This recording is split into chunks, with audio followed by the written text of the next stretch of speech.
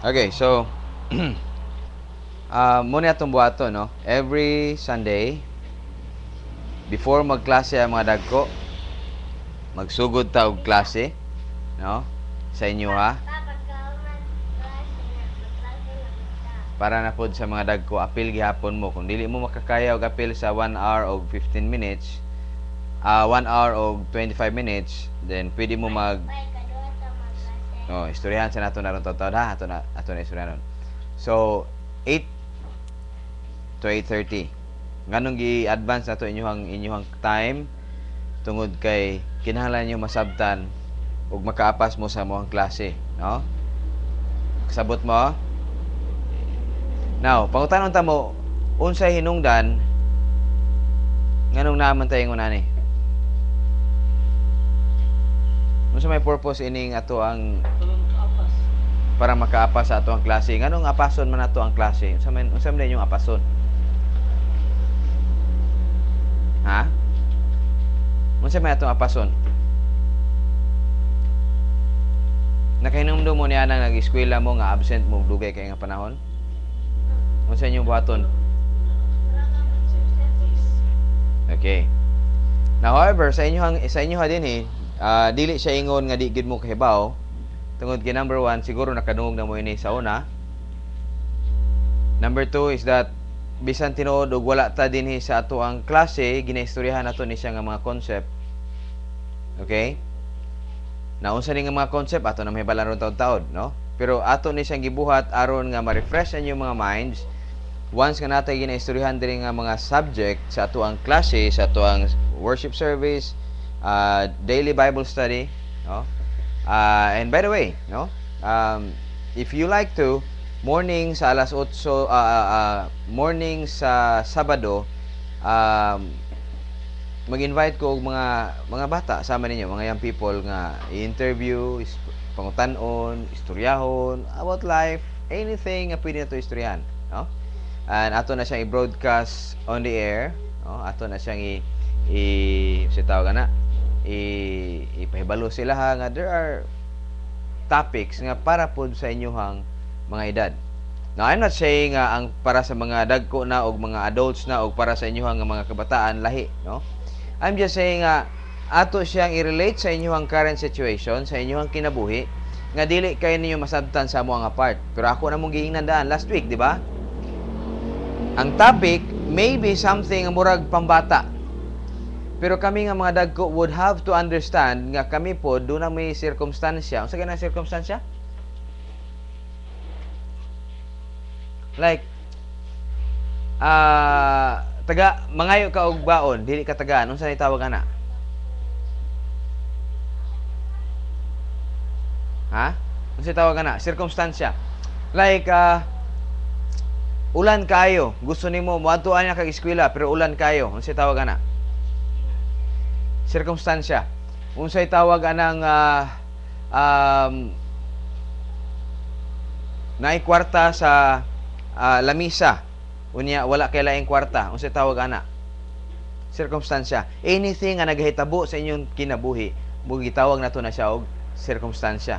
Once nga ang hinahitabo sa imong kinabuhi, kinahanglan ka mag-decide, ang tawag ni ana circumstansya. Unsa po nang decide? Pili. Kinahanglan ka magdesisyon. Kinahanglan ka magpili. Okay? Kinahanglan ka magpili kung gusto ba nimo moapil og klase o kung dili. Gusto ba nimo moapil sa klase nga late o gusto nimo moapil sa klase nga dili ka late. Those were circumstances, circumstansya sa kinabuhi.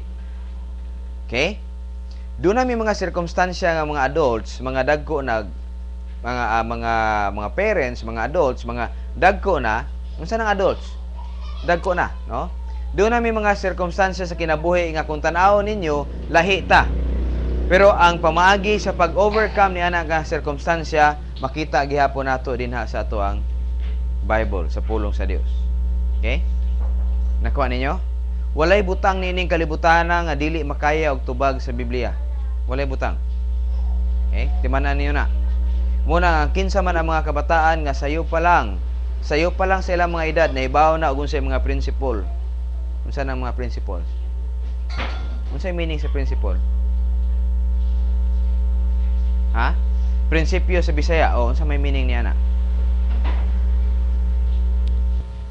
Pag may gitag principles or prinsipyo, ang tawag niya na nga mga butang, mga kamatuoran nga makit-an nato diha sa Biblia nga dili gayud mausab.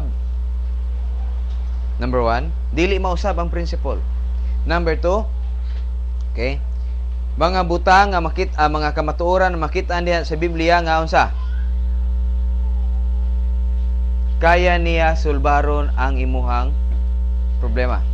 Ang pangutana diha is, andam ba mo? Tagaan ta mo example. Nahinamdo mo sa balaod nga gipasa ni kinsa ba ni nga senador? Asawa ni Cunita, kinsa man ni? Sharon, kinsa ni asawa niya? Pangilinan. Okay?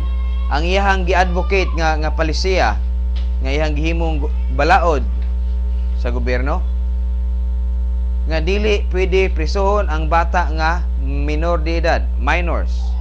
Unsa meaning niya na? Pila imong edad? Ikaw pila imong edad? 11? Ikaw pila imong edad? 9. Ikaw pila imong edad? Ayog tuog 6, 5 pa lang ka, mag 6 karong October, no? Nag-birthday ka gabi, pero dili to siya birthday gabi eh. Dili pa to birthday gabi eh. Alright, so ang tawag sa inyo minors, minor de edad, dili mo prisuhon. Naunsay masuod sa mind sa tao kung dili ka prisuhon? Kay gamay pa kag edad, kay baby pa ka. Unsay giingon sa una-una sa tao?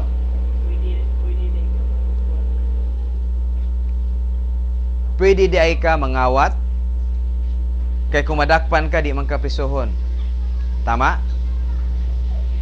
Although mali siya, pero ang para sa hula ilang una-una, mo ni siya ang tama.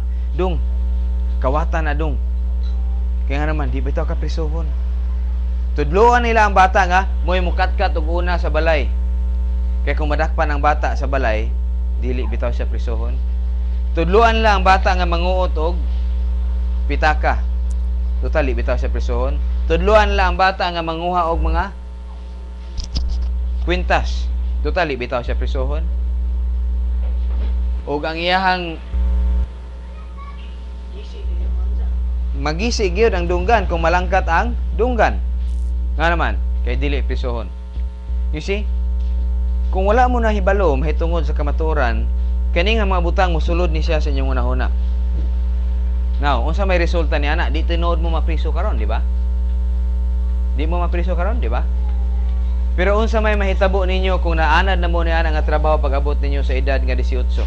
Unsay tawag sa inyo Minor de edad ba ang tawag ni ana? Tungod kay ang tanang edad nga 18 pababa, no? Kanang wa pagid ka katungtong sa 18, no?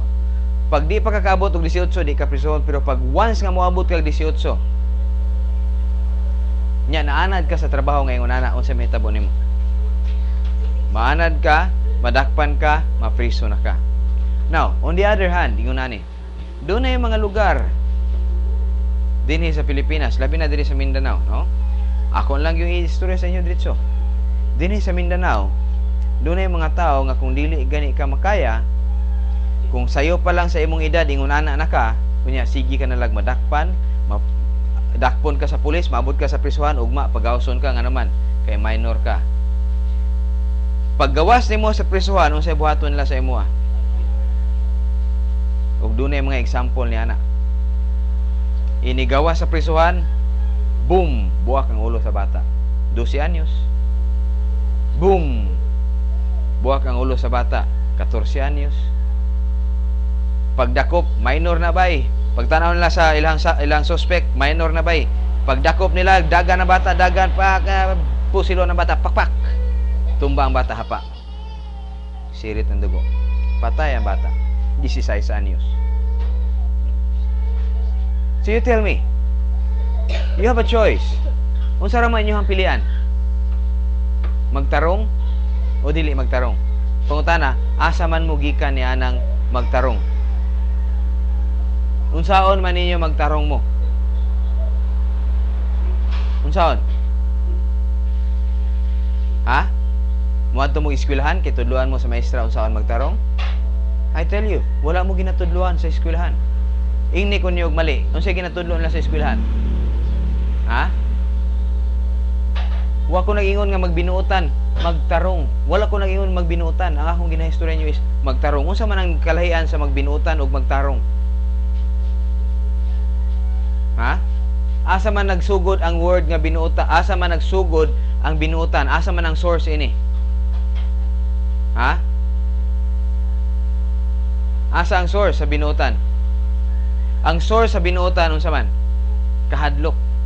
Nahadlok mo nang magbinuotan mo. Unsa may source sa magtinarong or magtarong? Dili magtinarong, magtarong.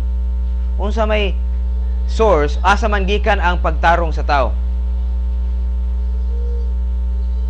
Ha? Ang duha nagyapon sila sa mind. Pero asa man ang source sa isa? Ang source sa isa kahadlok. Unsa gaytong kahadlok? Binuotan. Ang isa unsa man? Kamatuoran, responsibility. Ug asa gikan nasa mind tanan. Okay? Magtarong mo kay ngano man kahibaw mo nga dili insakto ug tama ang inyong gibuhat. Mo nang dili inyo buhaton. Pero ang binuotan unsa man? Basig mapriso ko. Basig kasabaan ko ni mama. Basig kasabaan ko ni papa. Basig mabunalan ko. Okay? Muna siya ang binuotan. Pero unsa man ang pagtarong?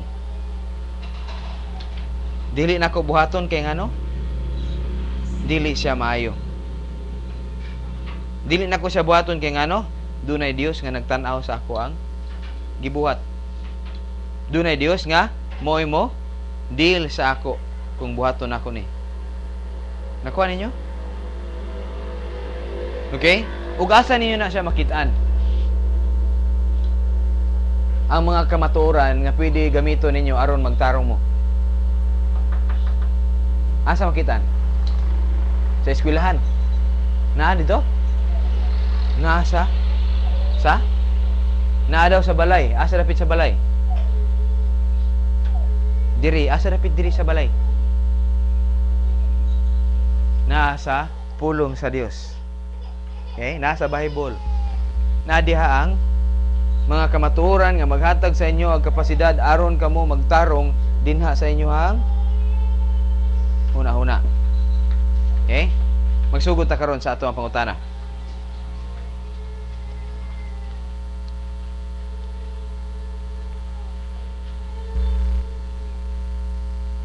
Kinsa man ang makabinisaya nini?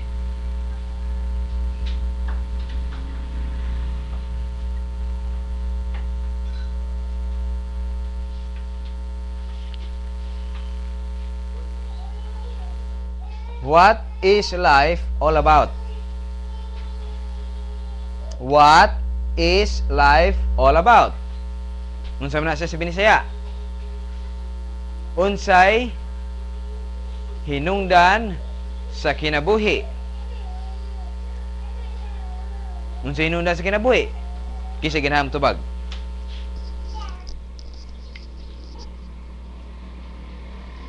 Raise your hands kung gusto mo motubag. Kung dili mo gusto, kung maula mo, okay ra, sige, dihara mo. Ha? What is life all about? Is it all about you? Ikaw? Ang kinabuhi ba tungod sa imo ha? Ang kinabuhi ba tungod sa aron nga matuman imo mga pangandoy? Ang kinabuhi ba aron nga mahimo kang mayong tao? Mahimo kang buutan nga tao?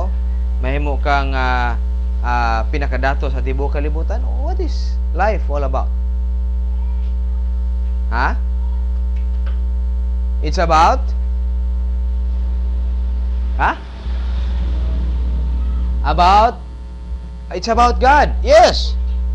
What is about God? Tungod og alang sa Dios. Yes. Okay, ang kinabuhi alang sa Dios. Pangutanon na to. Unsa may alang sa Dios nga butang atong kinalamasabtan? You think, mga bata. Think. Gamitan niyo una-una. Sa eskwelahan wala mo gipagamit sa una-una. I tell you, wala. Nga naman, usa kay gingon nimo ate. Pag di ka balo sa answer, tudluan sa maestra. O, diba? See? Sa inyo, gipagamit niyo una-una sa eskwelahan? Ha? Okay. Provided gipagamit niyo una-una sa eskwelahan. Okay? And I would say yes. Okay? However, giingnan ba mo nila kung unsay hinungdan nganong naga-eskwela mo? Gistoryahan ba mo nila nganong naa mo sa school every day? Ang Bible nagahisgot siya nganong naa mo nining kalibutan na. And you have answered correctly, yes. Naa mo nining kalibutan na alang sa Dios. And what is about God? Unsa may naa sa Dios? Nganong naa mo nining kalibutan na? So malipay ba ang Dios dito nga yes, si Froilan dito ana po'y baon. Yay! Walay baon si Froilan. Unsa? Ngunana ang Dios? Or silikim na kasab-an na po ba? Anaon ka sa Dios? Unsa may para sa Dios? Ha? Naamo ning kalibutan na, number 1, aron sa iyahang himaya. Oh, samot na gyud na. Unsa nang himaya? Glory sa English. In other words, himaya alang sa iyahang dungog. Honor sa iyahang kalipay sa Dios. Para masabtan ninyo. Alang sa iyahang dungog ug kalipay. Honor. Unsa man ang honor? Kasabot mo honor? Kinumdum mo niya ng panahon nga magadto mo sa inyong eskwelahan niya makapasar mo, niya tagaan mo og medal. Ha? Ribbon? That's honor. Nalipay mo wala? Nalipay mo, di ba? That is honor. Para sa kalipay sa Dios. So malipay gid ang Dios kung makasab-an na pud si Likim. Okay? Nga si Likim masulod siya, makalingkod siya diri sa tunga og sa bangko aron nga magunsa. Makasabot siya unsaon mag-behave. Malipay ang Dios niya na. Ha? Nga tibuok adlaw si Eunice na sa kwarto og nagdabog-dabog niya sirad-an ang kwarto, tagaan lang siya pagkaon hangtod mausab iyang kinaya. Hantod mausab ang iyang unahuna nga dili niya usbon ang iyang kinaiya nga ingon ana kay dili maayo.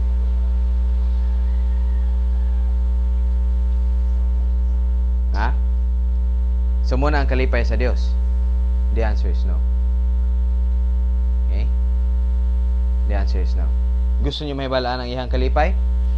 Bago ta mo undang sa ato ang pagtuon karon.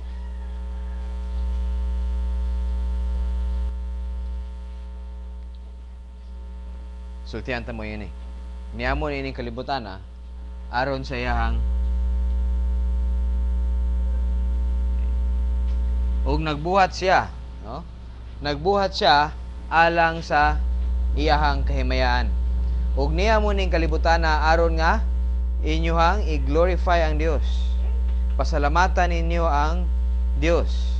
Malipay mo sa mga butang nga nagahitabo sa iyong kinabuhi ug mapasalamatan ninyo ang Dios. Mag-glorify niyo siya, Lord. Salamat kayo. Bisag karong adlaw, wala ko'y baon. Usahan ninyo na pagbuhat. Lord, salamat kayo nga bisan karong adlaw 0 ako ang score. Kaya nga naman, nakasabot ko, Lord, nga kinalan pa dahil ko magtuon. Okay?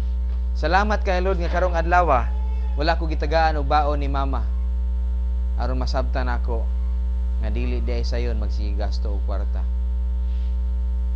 See? Tanang butang para sa iya. Salamat kay Lord. Karong adlaw among sudan bulad. At least napa mi makaon buwan. Ug sa maabot man ang panahon, Lord, nga wa na mi makaon, salamat gyapon. At least makasabot mi unsay hinungdan nganong wala mi pagkaon. o siguraduhon namo nga sa sunod nga adlaw makuha na namo kung asa nimo gibutang ang pagkaon dapit. Magtrabaho, di ba? Nga dili tarang adlaw Lord ang among nasa unahuna puro lang kiat duwa. Well, wa may problema ang mga bata magduwa as long as kasabot siya nganong iyang ginabuhat ang iyang ginabuhat. Para kang kinsa? Para kang para sa imo ha? Para kang kinsa? Ha? Para sa Ginoo. I give you time 5 minutes to make your break. Siguro para di mo makatulogon, you go sa bathroom, kaligo mo yung taon. Kay 5 minutes and then balik ta sa atong klase dire. Kauban sa mga adults.